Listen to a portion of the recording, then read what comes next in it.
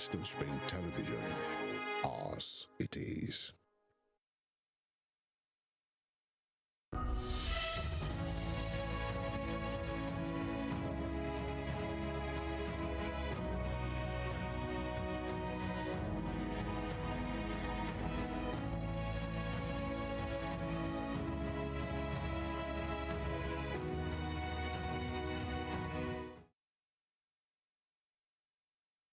Good day, listeners and viewers. This is Pertinent Questions on Western Spring Television. Today, we'll be looking at culture. Culture has been said to be a potent instrument of socio-economic development if well harnessed. And that is the big question on Pertinent Question today. My guest on Pertinent Question is a culture enthusiast, is a traditionalist, is a museum and gallery owner and culture and tourism expert. Join me as I welcome Omoba Oyetunde Oyeshiji. Sir, you're welcome on the program, Pertinent Question. Thank you for having me, Femi.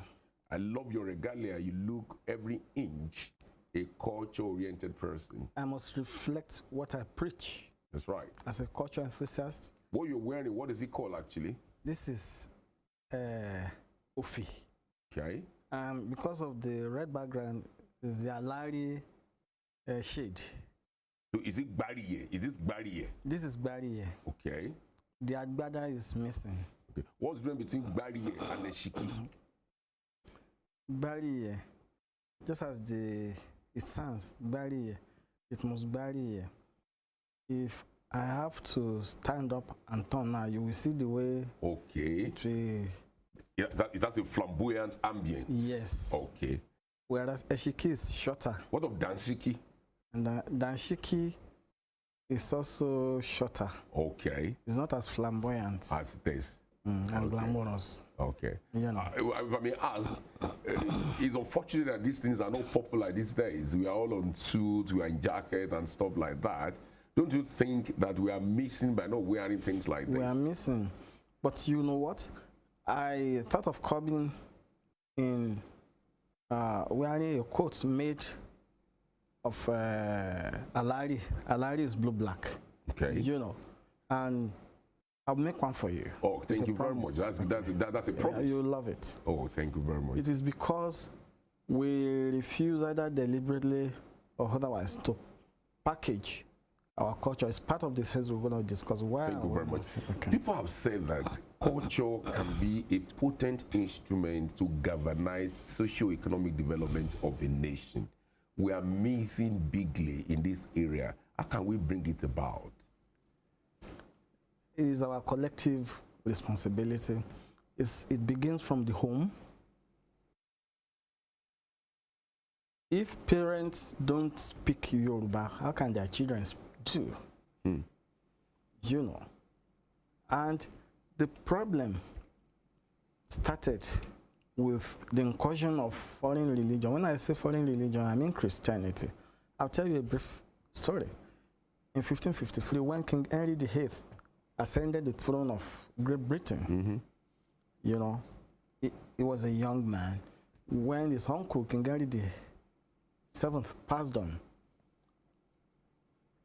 he was advised to inherit, to shoe Yahweh Lopo.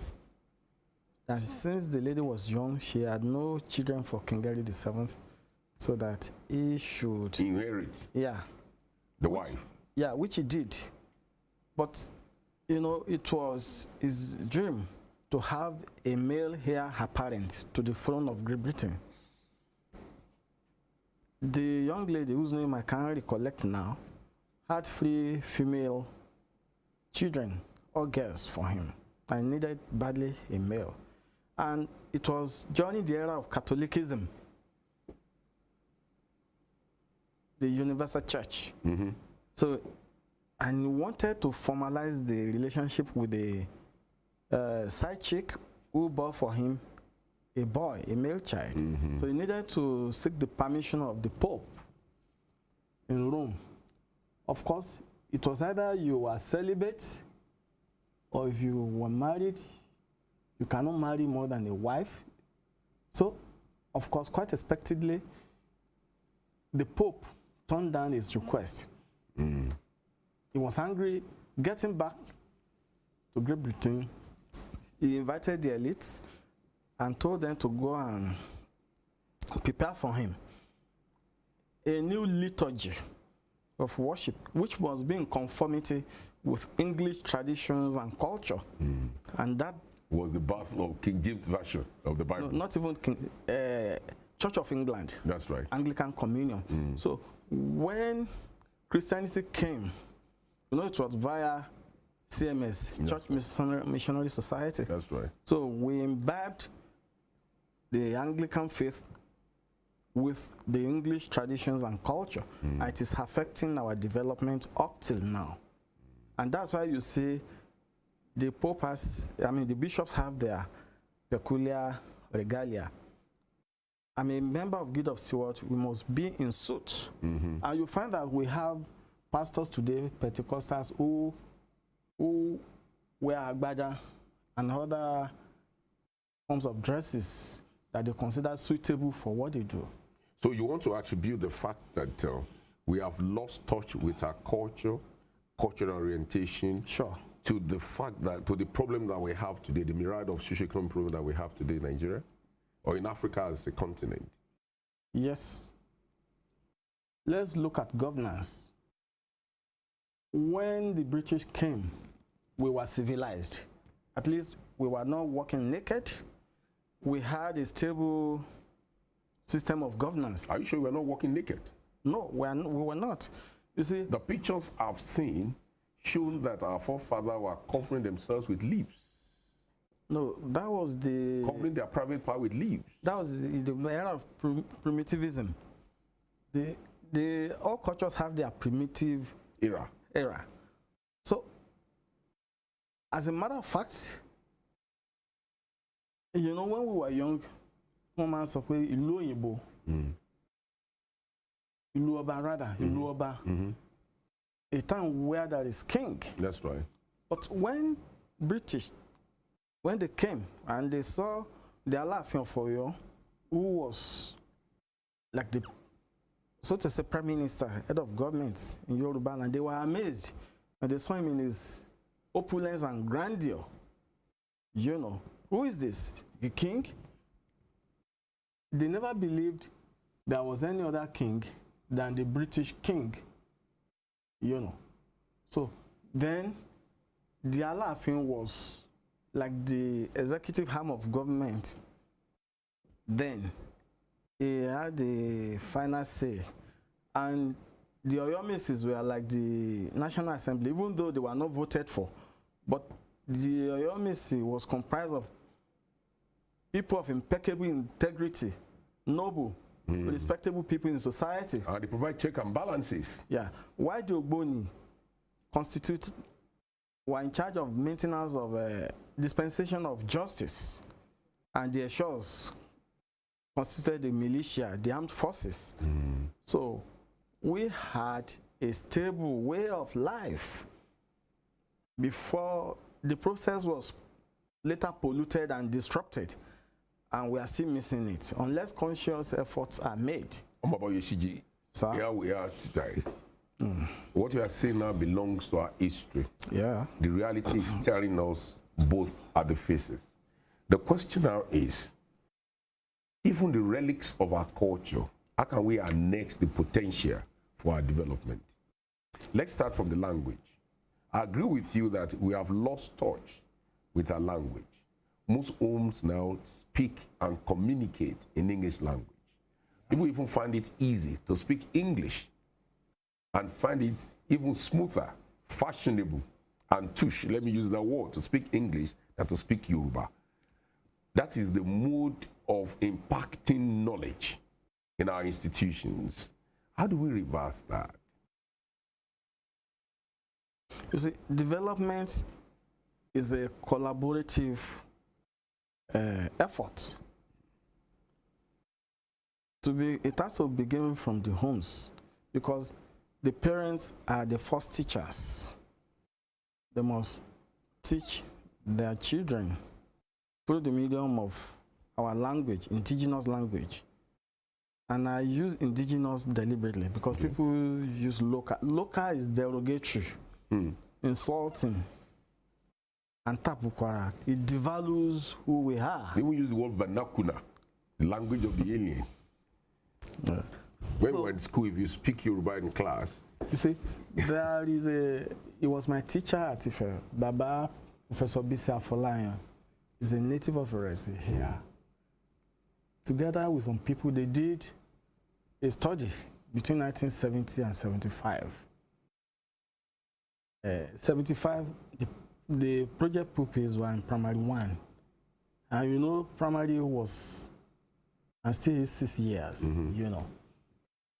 So they translated all the textbooks into Yoruba language.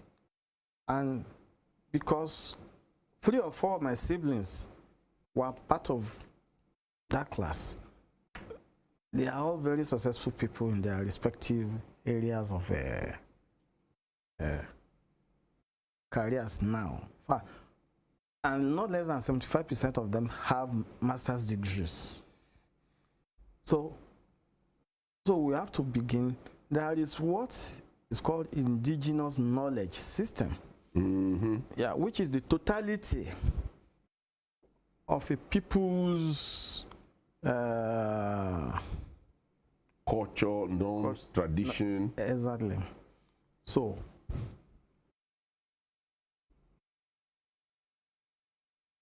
I mean, it will shock you if I tell you that the bulletproof vest was invented by a British witch, Ajay.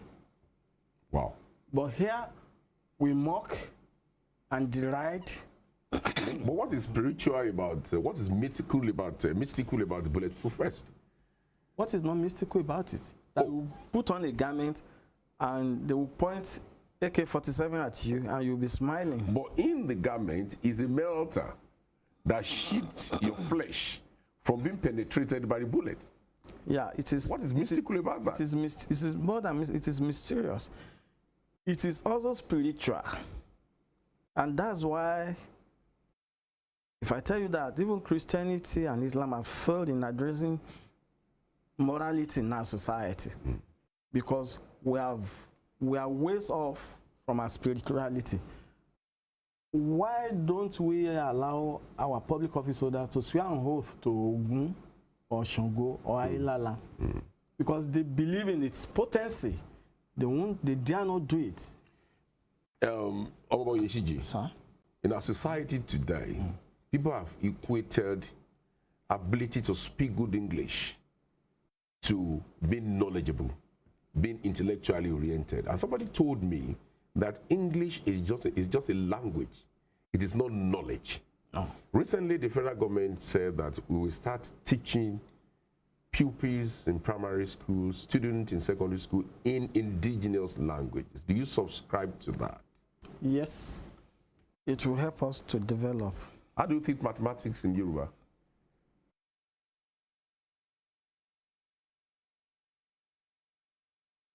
Well, we have a lot of linguists and language experts. I know a Professor Wolabi is from Okela. He did his doctoral study. In fact, he translated the Nigerian Constitution to Yoruba.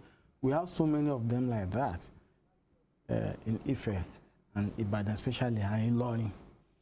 So we can engage them. That was the reason I said the development is a collaborative effort. Even when we are doing planning, budgeting, we do not take our society needs into consideration. So what we do is an archetypal thing. And that is also alien to us. Right? Now I came in here, you admired this beautiful dress. You're looking good. Thank you. Radiant. Thank you. Even beautiful. It's beautiful. Thank you. Because you are no Guinean, so I didn't use the word beautiful. It's actually a cultural expression, I must say. So we have to take all of these indices into consideration when we are doing development planning. You see, people say Finland has the best education system Why? Because they tailored that alongside their cultural values. A pupil will be in class and will raise his hand, tell the teacher, I feel like sleeping. Won't scold him or her. There are rooms where they can rest. Just take them there. I'm hungry. Because once you disallow that, the pupil will lose concentration. And they do not do grading in Finland. You see, Pokini, Pokeji. You know? So, no child or pupil feels superior to the other. When you talk of culture, food is a major variable of culture. Yes. You travel all over the world. Yeah. Washington, London, Paris. Every corner you see Chinese restaurant, Indian restaurant. You hardly find African cuisines on this international. Yeah, but no one. And when you find it, yes, they are there, but they are not as prominent as you find Indian, Chinese. What can we do to give international recognition to our cuisine? Our charity must begin from home. If we do not eat our own food, if we do not patronize our products, how then do you expect others to patronize you? It's about packaging.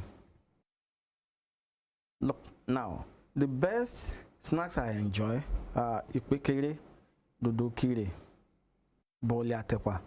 Femi, I'm sure you are very much aware of my relationship with the Center for Black and Culture.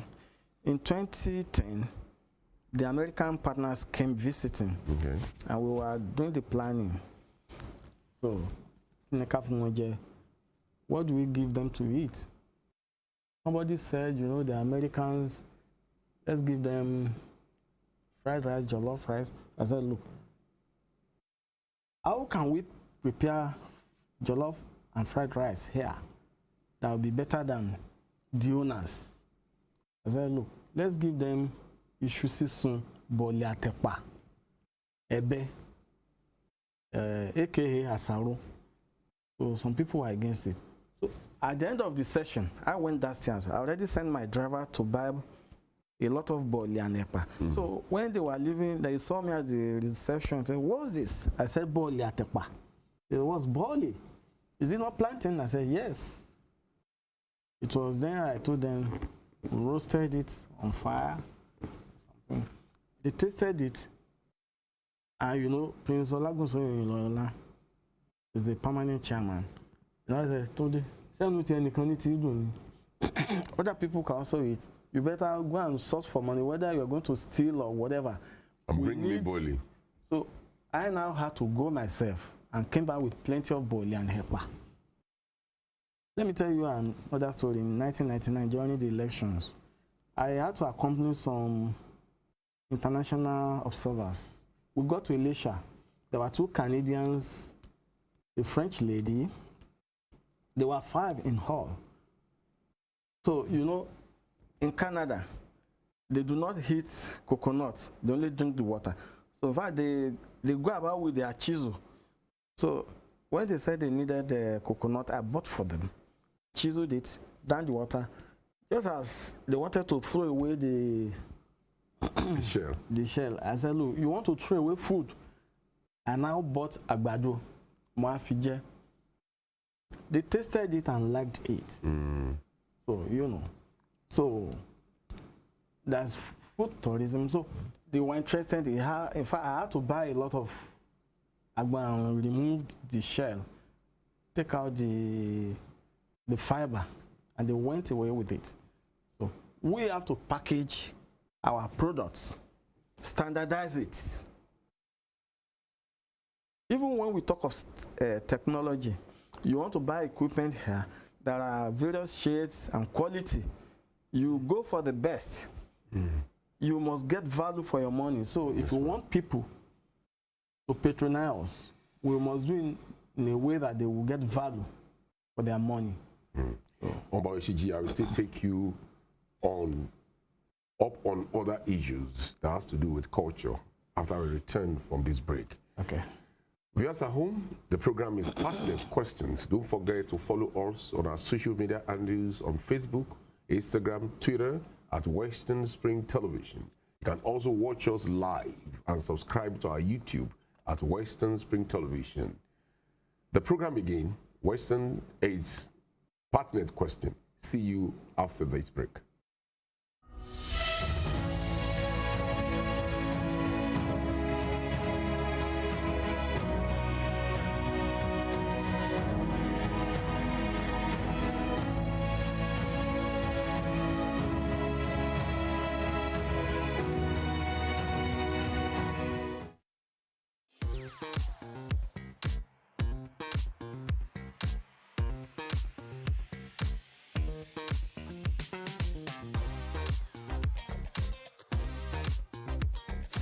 Turn it up! It's the Wild Wild West, and Western Spring Television is pulling out all the stops to make sure that you don't miss out on every of the fun and happenings around you. Yup, we've got you covered because your girl got all the juiciest tidbits and entertainment news from around the world. Cross over to the chocolatey side of entertainment. Join me, Chocolate Cassie, on Eccentric as we take you into every bit of the juiciest news, fashion, music, movie updates, and other trending conversations. Together on the show, we'll get personal with your favorite celebrities via phone call, Zoom, or even live here in the studio. Eccentric will be shown on your TV screen on Western Spring Television, channel 190, only on StarTimes.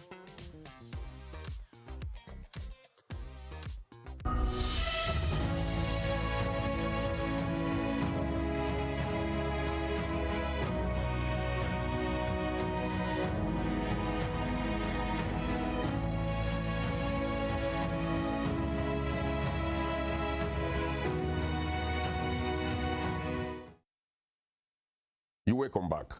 My guest is Omoba Oyetunde Oyeshiji, who is a culture enthusiast. And the topic of our discussion is how do we use culture to engender socio-economic development. You are a culture enthusiast. Yes. You are very deep in museum and gallery organization. Osogbo, the Osun State capital, used to be like the heartbeat of museum and gallery entrepreneurship. Of culture generally. Generally. During some of the days of Wilibaya and a lot like that. That is not the case today. What went wrong? And what is the situation as we speak? Well, just as you said in your intro, Osogbo, there used to be what was known as Osogbo School of Arts. That was the era of Mbari Mbayo. And Osogbo still takes a prominent pride of place in cultural activities. You see, a young man visited Nigeria in 1950 by the name Olibea in company of his girlfriend, Susan Wenger. Yeah. But they did a lot for Yoruba culture. You know, Olibea, his pen name was Obotunde Ijimere. He had to change his name to that, Obotunde Ijimere. Yes. And what was that? Obotunde Ijimere. Just as late Professor Wale Ogundele said in Olibea's biography, that was a bit weird. Omoluabi. That was the title of the book, Omoluabi. Obotunde Ijimere. In fact, maybe he took cognizance of what Shakespeare said about names. That's what is in a name. A name is just a means of identifying a particular individual. And Yorubas went further to say, Lela wo kato somo lorúkọ. That's right. That's why you cannot never find a Yoruba man called someone stone. Or mountain. Mountain, yeah. Which English people do. And that is my point. It is traditional and is cultural for Yorubas to name their children with names that portray or express their cultural orientation, Yes. rich culture, depth, value. My name is Oluwafemi. God loves me. Oluwarotimi. God is by my side. Ariyo Ushu. So our names are special and they communicate something definite. But Botunde Ijimere, what does it communicate? Well, in defining culture, I always cite Encyclopedia Britannica, the description of the Yoruba as a people. I read this in 1974 when I was in Form 4. So it described Yoruba people as a community of blacks in West Africa with very rich culture. Very rich culture. If you want to translate that in Yoruba, you say, but it has been, the linguistic favor has been taken away. That's very rich. If an Englishman says something is very rich, you see, a lot goes into that. That's right. So Yoruba culture is very structured. You know, it's part of the richness of it. Okay. So as we were saying about the... So about Tunde Ijimere, so I will... Ulibaya is late now. I'm not thinking for him, but I can guess what might have informed that decision. That you people have a culture that you do not actually value. His wife, late Susan Wenja, Yaolurisha, stayed back. She died here. She was interred within the premises of Ocean Grove as she requested. What must have attracted her so much? Well, Susan Wenja was not Ulibaya's wife. What's his wife's name now? Even sometime I will remember. So, what was the connection between the two of them? Culture, Yoruba culture. In fact, but he was the Abinja of her coming to Osun. Yes. You know that the cultural hub which Ulibaya did in Germany at Iwalewa House was named Iwalewa House. Iwalewa Omenya. Character is beauty. A culture. No matter how physically beautiful a man or woman may look, that beauty is innate. Our character. So it's very germane to a person's ability to devolve in society. For instance, if somebody, a young man, comes home now and says, Dr. Femi Adefila, who is Femi Adefila? The owner of Rave FM, automatically the parents say, okay, I'm here. But when Fefe people will say, because I do acting. See, the members of the film industry, they now invite me. So I did Babalawo somewhere. I say, you want to do Babalawo? What's it? We despise what belongs. So what is ours? We were developing, we started discussing development. Two instruments of development which God gave the Yoruba people. One is our system of governance, which we have lost. The other is Ifa corpus. You see, Ifa is the encyclopedia of Yoruba wisdom and knowledge. All proverbs, idiomatic expressions, they are all embedded in Ifa, and there are 16 basic udus. You saw the emblematic representation in my house the other time you came. That's right. If you combine everything together with the Amulu Mala Udu, we have 256. If we have to translate the entire body of knowledge into Yoruba, this studio may not be able to. It's a huge library of knowledge. You know, Yorubas will not do anything without consulting Ifa. And you go to Ebo Uru, Karara, Ebo Hafun, Ijolunjo, Ayoniyo, ó yin àwọn awẹ wọ́n yin Ifá ó lanu kótó orin awo ló bọ́ sí lẹ́nu ó nà sẹ̀ fà á ijó ló bọ́ sí lẹ́sẹ̀. That's to the obedient. And to the disobedient, wọ́n ní ó pe fálékè ó pe ọ̀pẹ̀lẹ̀ lólè ó wọ̀ ọ̀run yànyàn bí ẹni ò ní kú mọ́. Irú ẹbọ ló ń gbé ni àìrú rẹ̀ kì í gbéyàn. The truth of the matter is this. Yes. This sounds so beautiful and very rich, but the knowledge, how are you ensuring that you are passing it from this generation to the next generation? As you speak today, I don't think there are so many Yorubas that profess this faith. Not many of them. But you know, the mode of transmission was oral. Aura. Mouth to mouth. But I know there are attempts now to document. When I was at Center for Black Culture, we tried to do it. Wanted to engage Baba Araba Osogbo, Chief Ifayemi, and Ide Oshundagbono, Elebuobon. Somehow, something went wrong. We couldn't even start it. But the board approved it.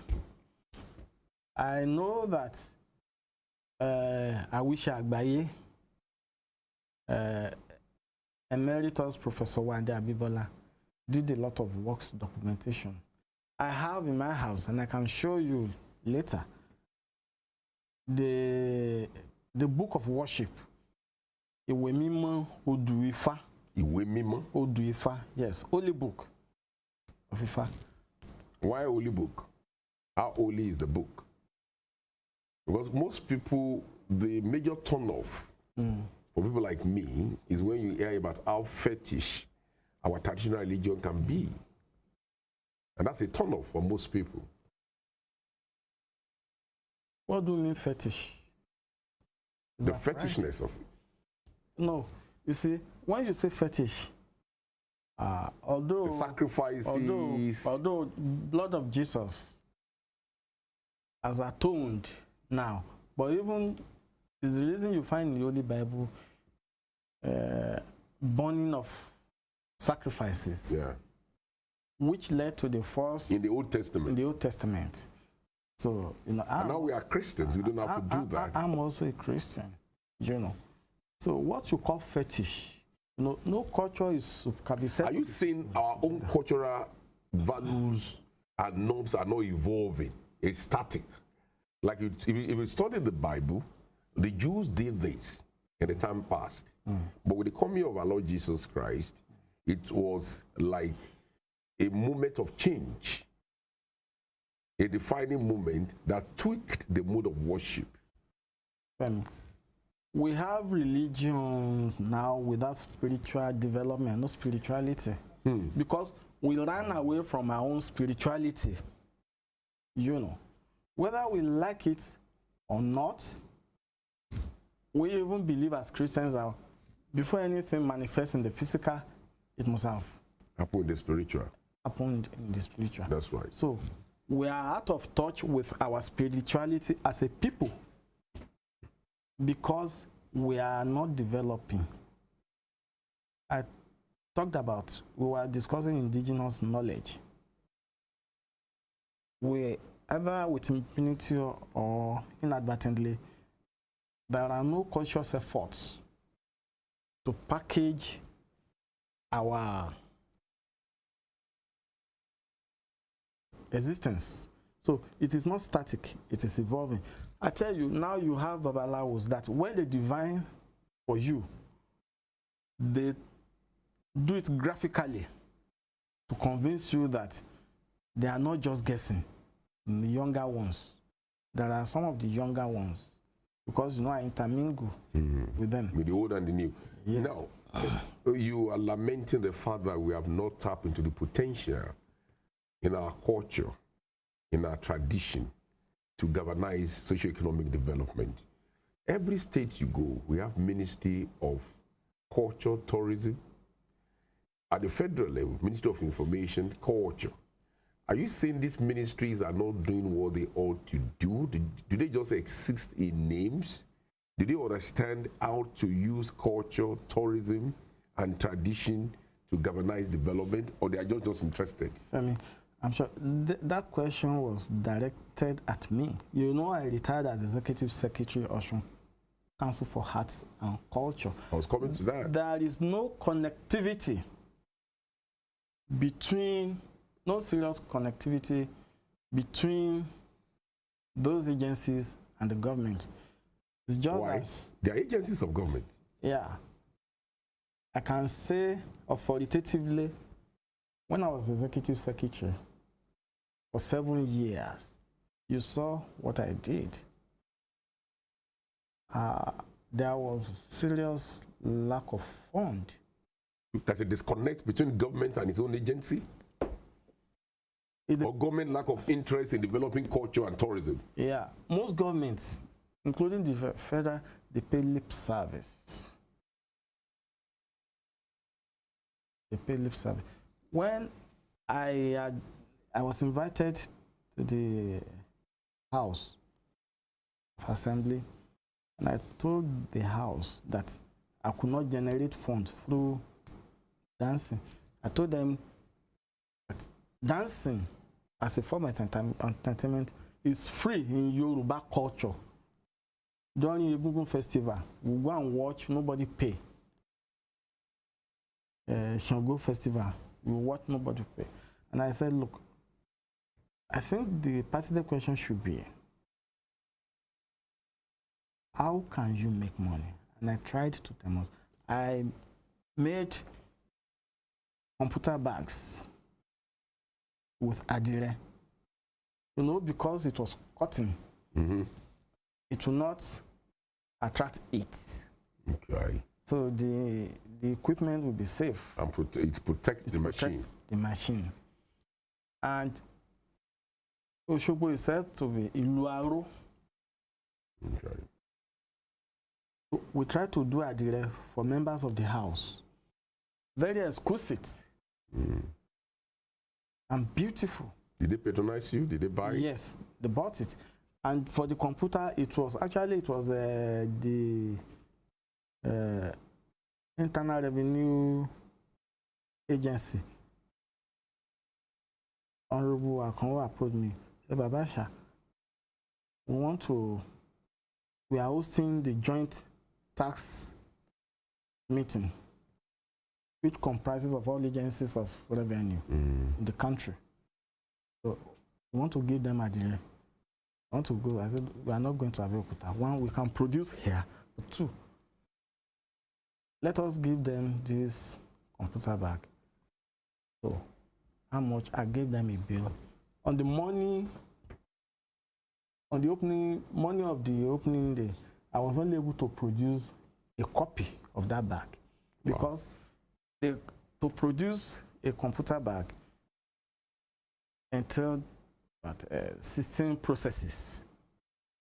So I had to engage people For the production. For the production, hired generators, you know. But the thing is, at the end of the day, we were able to do it. So you just thank you for that. You just spoke about the fact that government pays lip service to the development of culture, tourism in Nigeria. But year in, year out, we hear of humongous budget appropriated for this critical sector of our economy. Are you saying that is also a lip service? Well, there's a difference between a pronouncement and the actualization of the content of the pronouncement. Now, when I was complaining and some people went to a former governor, he said, look, within my 5-6 years, I allocated X billion, and I told them, see, there are several agencies dealing with culture. Several agencies? Yes. There is Tourism Board. That's tourism. There is the Ministry of Tourism and Tourism. Tourism and Culture and Tourism, which is in charge of developing policy framework and there's the Council for Arts and Culture. I said, no, mine is just an aspect of it. Don't you think this overlapping of functions and responsibilities is attributable to the reason why we are stranded, as it were, in the area of developing our culture? That Multiplicity of rules. Well, nobody to be held accountable or responsible. Is your job, is my job, is nobody's job. That's what I'm saying. Well, responsibilities has to be delineated and clearly defined. That's right. That's what we should do, which we may not be doing. But you see, in 1977, joined the first act, because the council came before the ministry.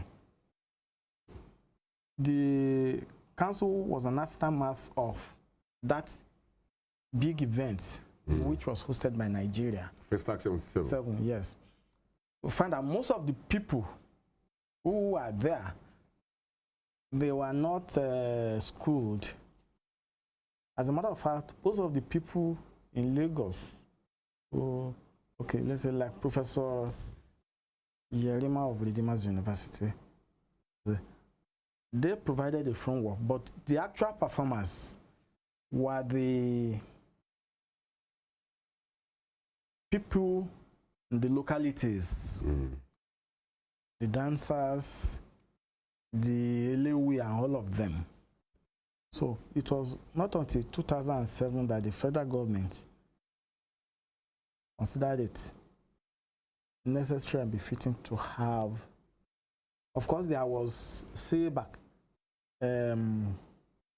Center for Black Arts and African Culture in Lagos. So, well, you look at the boards, the composition of the boards. If government wants to put fund, it has to be tied to a particular assignment. Education, ministry, and health. How can we use our indigenous knowledge to develop our medicine and health care? But we now refer to our own as alternative medicine. What should be the original is now referred to as alternative. What should be referred to as alternative is now seen as the original. So, Westernization. That's what I mean when I said disconnect. Talking about, yes, I appreciate that. Talking about First Act 77, a lot of public commentators have described that exercise as just demonstration of wastages.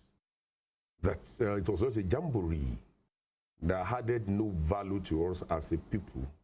It happened in the days where we had so much money and we're looking for what to do with it. Do you subscribe to that? No. You see, as a leader, you have to provide direction. Like you are the chief executive here. You are the visionary, but you provide direction which everybody must follow. Most of the leaders in Africa today, I'm not talking about Nigeria alone now, they lack proper vision. But if we have a leader who said, this is it, and government is a continuum, it's like every leader personalizes governance. We condemn all the achievements of his or our predecessors, introduced his own vision and direction. So that is also affecting us as a people. It's not peculiar to Nigeria alone. You know, something happened in Osun which fascinates me. You see, when the new governor says, look, we will complete uncompleted projects by the previous government, that is how governance should be. I'm not patronizing Governor Adeleke. I'm only being factual. The government is a continuum. Okorocha also did it in Imo State. So, if you can complete the uncompleted, not abandoned, because when we talk about abandoned projects, were deliberate. If we have to bring back those who started it. Okay. Now, I want to take you up on the issue of the UNESCO center that we have here in Osun State. Center for Culture and International Understanding, am I right? CBCIU, Center for Black Culture and International Understanding. Yes. How impactful has that culture been? How much of an instrument or a center for dialogue on culture has it been? Has it been an effective agent? With my little experience there, something is being done. See, there was, I'm sure you will recollect, the mayors. Yeah. They held a conference in Osun in 2012, you know. And we also had a colloquium on slavery and slave routes. Just last week, there was an American lady who is studying African and Oriental studies. Somebody linked her up with me. He wanted to know why the Yoruba culture is so much attached or prominent in Brazil. Okay. You know. So we were on video for about 4 hours. And maybe at the end of the day, I was able to satisfy our curiosities. So, but you know that the Center for Black Culture International is became a subject of controversy. In fact, it got me into trouble with the government of the day then, because I told the governor, see, look,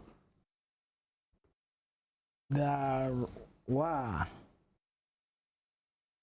UNESCO resolutions approving the establishment, and there were MOUs. Unless someone can tell me that an MOU is not a legal instrument. So I was in trouble. The governor said, look, you are telling me my property does not belong to me. Of course, I also said, it was Ulibia who said, if Oyinlola, my friend's son, will not be life chairman, I will not release the archives. Oyinlola may not have a permanent life. But if you expect the government of the day in Osun, to fund the place, then the sitting governor must have a say in who becomes chairman. And that was... But do you see that proviso as a problem? The fact that is already in the MOU that the governor then Prince Olagunsoye that should be the lifetime chairman. Yeah. Is that a problem that has not encouraged subsequent government to finance that institution? It was part of it. It was part of it. So what would you recommend so that it comes alive? I would recommend that the state government should approach, through the Federal Ministry of Culture and Tourism, approach UNESCO. And in Nigeria, you see, it's like you are feeding your enemy to fight you. But the center belongs to all of us, all black people, you know. So that if you want the place to run properly, then the sitting governor must have inputs. It may not be, the sitting governor may not take over as the chairman. We must be able to have input into the processes that and the running of the place. Yes. I want to thank you, Omoba Oyetunji Oyeshiji. Oyetunji Oyeshiji, retired civil servant, traditionalist, museum and gallery owner, culture and tourism expert, for coming on Pertinent Question.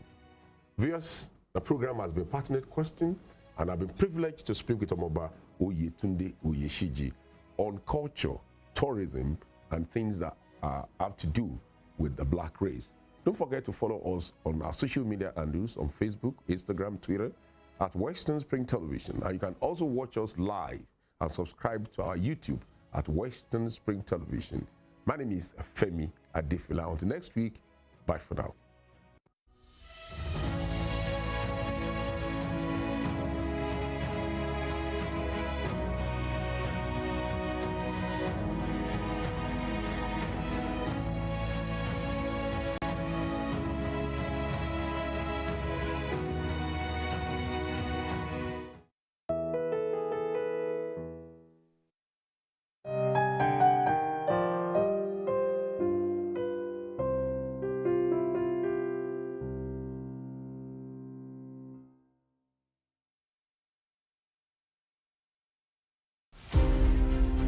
Healers Olayinka Herbert Macaulay, politician, nationalist,